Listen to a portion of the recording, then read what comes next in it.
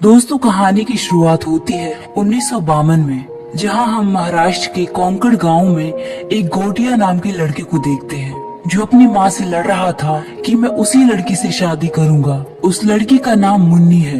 गोटिया की माँ उसे समझाती है और उसे मारती है क्योंकि वो लड़की उससे 7 साल बड़ी है और उस लड़की की सगाई भी हो चुकी है, लेकिन गोटिया मानने को तैयार ही नहीं है। खैर, कुछ दिन बाद मुन्नी की शादी हो जाती है और गोटिया की आंखों के सामने गोटिया काफी दुखी होता है और फिर गोटिया का मुंडन करा दिया जाता है। लेकिन गोटिया को मुन्नी को पाने की जिद अभी भी खत्म नहीं हुई थी। वो रात को अपनी बहन को लेकर चित्तवाड़ी जाता है और वो जमीन उनकी ही थी। उसकी बहन उसे वहाँ जाने से मना करती है क्योंकि उस जगह पर कोई नहीं जाता, लेकिन गोटिया जबरदस्ती अपनी बहन को वहाँ ले जाता है और उस पेड़ के नीचे जाकर वो अपनी बहन की बलि देने लग जाता है क्योंकि उसका मानना था कि किसी काली शक्ति को एक लड़की की बलि देने से उसे मुन्नी वापस मिल जाएगी। इसी बीच गोटिया और उसकी बहन के बीच हाथापाई हो जाती है और इसी हाथापाई में गोटिया का सर पेड़ से टकरा जाता है। गोटिया की बहन जब तक अपने घर वालों को बुलाकर लाती, गोटिया की मौत हो चुकी थी। फिर गोटिया का अंतिम संस्कार किया जाता है और उसकी अस्थियों को उसी पेड़ के बीचों बीच धागे से बांध दिया जाता है। और यहाँ हमें पता चलता है कि किसी बालक का जब मुंडन हो जाता है, उसके 10 दिन के अंदर यदि उसकी मौत हो जाए तो वो एक मुंजा बन जाता है, या यूं कहें कि राक्षस बन जाता है। यहाँ से स्टोरी काफी वक्त के बाद दिखाई जाती है, जहाँ हम महाराष्ट्र के पुणे शहर में बिट्टू नाम के एक लड़के को देखते हैं जो कॉलेज में पढ़ाई करता है। वो अपनी माँ, पम्मी और दादी के साथ रहता है। बिट्टू अपनी माँ के साथ सैलून चलाता है। उसके पिता की डेथ हो चुकी है, लेकिन आज तक उसे किसी ने नहीं बताया कि उसके पिता की डेथ कैसे हुई थी। बिट्टू अमेरिका जाना चाहता है, लेकिन उसकी माँ इस बात से साफ इनकार करती है। वो कहती है कि हमें अपना खुद का काम ही चलाना है। उसका एक दोस्त भी है जिसका नाम है हैरी। वो फोटोग्राफी का काम करता है।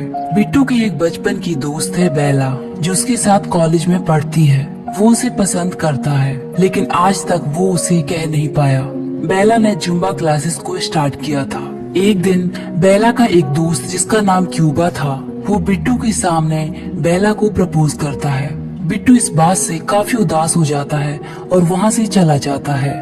फिर बिट्टू के दिमाग में कुछ डरावने धुंधले दृश्य दिखाई देते हैं जो उसे अक्सर दिखाई दिया करते थे। और आगे हम देखते हैं कि वो सब अपने गांव जा रहे हैं। ये वही गांव है जिसे हमने कहानी के स्टार्टिंग में देखा था। पम्मी वहां जाने के लिए तैयार नहीं है क्योंकि लास्ट टाइम उसी गांव में बिट्टू के पिता की मौत हो गई थी और ये बात उन्होंने कभी बिट्टू को नहीं बताई। लेकिन बिट्टू के चाचा बालू की बेटी रुकू की सगाई थी, इसलिए मजबूरन उन्हें वहां जाना पड़ा। जब वो गांव पहुंचते हैं तो बिट्टू के चाचा बालू और पम्मी एक दूसरे को गुस्से से देखते हैं क्योंकि इन दोनों की बिल्कुल नहीं बनती। और बात तो तब बढ़ जाती है जब बालू चित्तवाड़ी वाली जमीन को बेचने के लिए दादी को पेपर पर साइन करने को कहता है, लेकिन दादी इस बात से साफ इनकार कर देती है।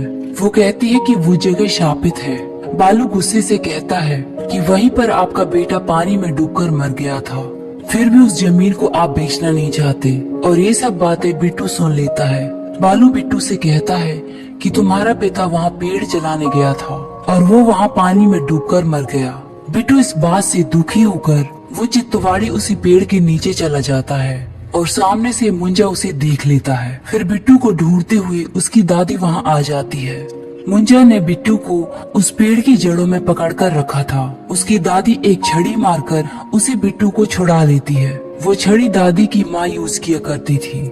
और यहाँ हमें ये पता चलता है कि दादी ही गोटिया की बहन है, बचपन में जिसकी गोटिया बलि देने लगा था। मुंजा बिट्टू के जाने से पहले उसके पीठ में एक निशान छोड़ देता है। फिर वो लोग वहाँ से जाने लगते हैं। मुंजा उसकी दादी पर हमला कर देता है। ये देखकर बिट्टू वहीं बेहोश हो जाता है। जब बिट्टू की हॉस्पिटल में आँख खुलती है तो उसे पता चलता है कि उसकी दादी की मौत हो चुकी है। इस बात से बिट्टू बहुत दुखी हो जाता है।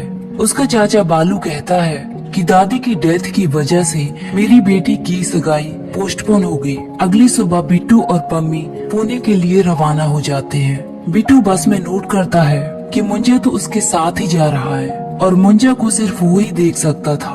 जब वो घर पहुंचता है तो मुंजा उसे बहुत ज्यादा परेशान करने लग जाता है। वो सूर्यास्त होने के बाद बिट्टू के पास आ जाता था और सूर्योदय होने से पहले वहाँ से चला जाता था।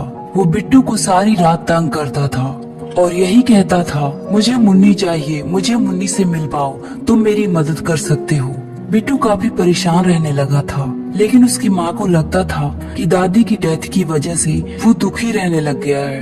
बिट्टू अपने दोस्त हैरी के पास जाता है और उसे मुंजा के बारे में सब कुछ बताता है, लेकिन हैरी को उसकी बातों पर यकीन नहीं होता। लेकिन बिट्टू गुस्से से उसे मारने लग जाता है। फिर हैरी इस बात को मानने के लिए तैयार हो जाता है। हैरी को मुंजा दिखाई तो नहीं दे रहा था, लेकिन वो बिट्टू के बताने पर उसे महसूस कर सकता था। फिर वो दोनों डिसाइड करते हैं कि वो मुन्नी को ढूंढेंगे।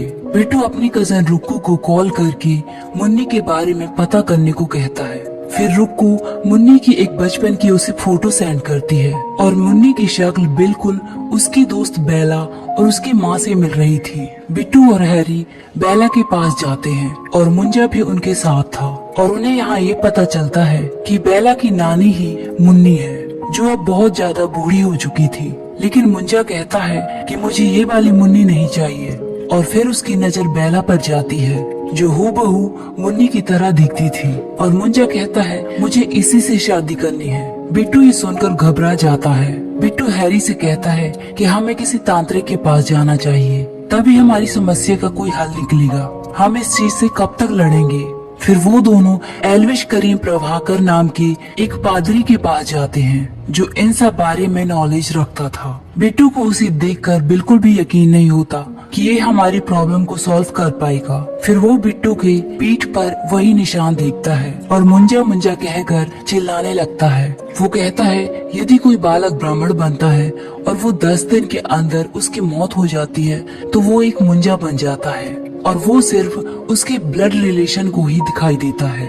वो कहता है, यदि इसे छुटकारा पाना है तो इसकी आत्मा को एक बकरी में डालना होगा, तभी मुंजा से पीछा छुड़ाया जा सकता है। फिर ये लोग प्लान करते हैं कि हमें बेला को कॉन्कर्ड गांव लेकर जाना पड़ेगा, क्योंकि अब वो बेला के पीछे पड़ चुका है। हम उसे एक फोटो शूट के लिए वहाँ लेकर जाएंगे। बिट्टू अपनी माँ और दोस्त के साथ बेला को लेकर उस गांव में चले जाते हैं। वहाँ जाकर वो लोग बेला को नारियल पानी में नशा मिलाकर दे देते हैं और किसी की बकरी चुराकर चित्तवाड़ी में ले जाते हैं। फिर बिट्टू उस बकरी पर एक सिंबल बनाता है, जिस तरह प्रभाकर ने इन सबको बताया था। लेकिन जैसे ही बिट्टू उस बकरी को मारने जाता है तो बेला उस बकरी को बचा लेती है और बकरी का वो सिंबल बेला के ऊपर लग जाता है। इस वजह से मुंजा की आत्मा बेला के अंदर चली जाती है।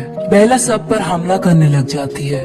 वो लोग बकरी को लेकर वहाँ से भाग जाते हैं। रास्ते में उसका चाचा बालू और उसके साथ एक अंकल मिल जाता है और वो बकरी उन्हीं की थी, इसलिए वो बकरी उनसे छीन लेता है। फिर वो लोग प्रभाकर को फोन करके सब कुछ बताते हैं। प्रभाकर कहता है कि तुम लोग उस बकरी को संभाल कर रखना, क्योंकि हमें उसकी जरूरत पड़ेगी।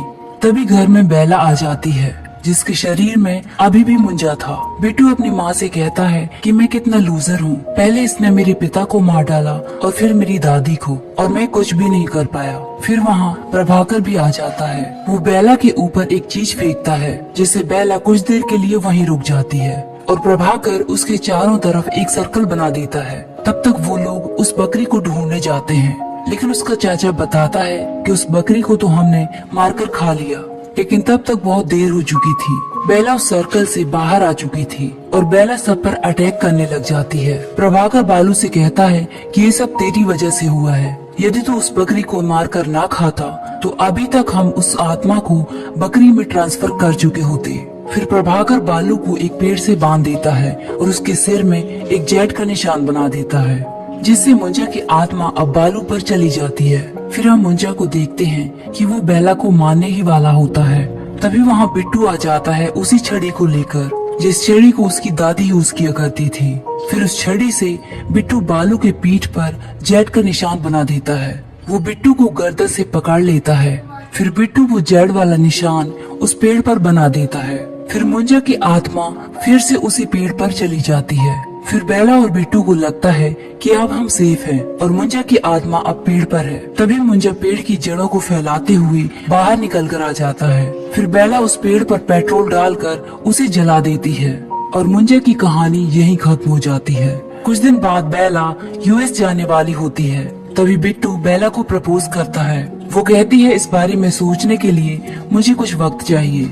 फिर बिट्टू मुंजा के जाने के बाद अपनी लाइफ अच्छे से जी पा रहा था और यहाँ हम गांव में देखते हैं कि उस पेड़ को कुछ लोग काट रहे हैं। इससे मुंजा की आत्मा फिर से जाग जाती है और इसी के साथ ये कहानी यहीं खत्म हो जाती है। तो दोस्तों ये थी हमारी आज की कहानी। हमारी कहानी आपको कैसी लगी कमेंट करके जरूर बताइए।